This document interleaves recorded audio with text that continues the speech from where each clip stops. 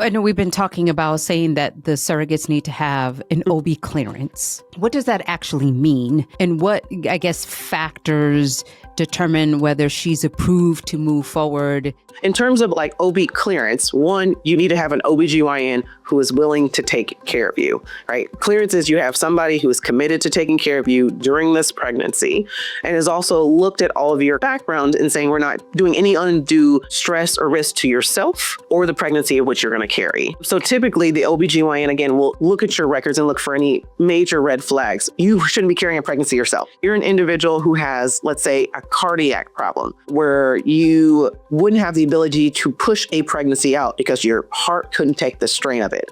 It is a little bit of an extreme circumstance, but if you yourself couldn't carry your own pregnancy, you wouldn't be cleared to carry someone else's pregnancy. Likewise, if you've had 3 or 4 C-sections, the more C-sections that you have, it's a higher risk of having a repeat C-section where you potentially could either not get in, you could potentially have complications like cutting into the bowel or the bladder or other surrounding organs, which would make you such a high risk of a pregnancy that not only would your OBGYN tell you not to have a pregnancy, they would say it would be, against their recommendations, or you would need to do extra stuff and get your own personal MFM.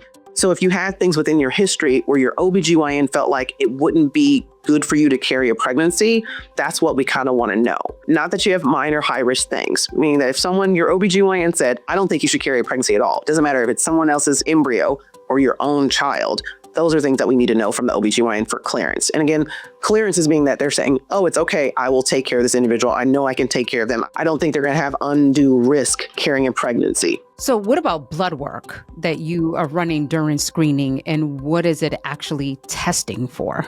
As I said before, blood type. The other one is your preconceptual labs like the varicella, the rubella. The other one is FDA testing or screening. Being a surrogate, you are under kind of the FDA realm of third-party reproduction, where you're using other people's tissue, such as sperm, egg, or embryos, that are not from yourself or your sexually intimate partner.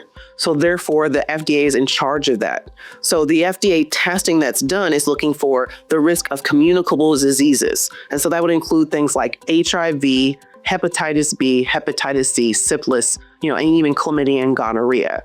Now, the sources of the gametes, like the egg, the sperm, or even embryos, are also tested, but then the surrogates also test as well for baseline to make sure that you don't have these things or you haven't been exposed to them prior to having the tissue be placed inside the body, which would be an embryo. Is also pap smear or a physical required as part of the medical clearance too?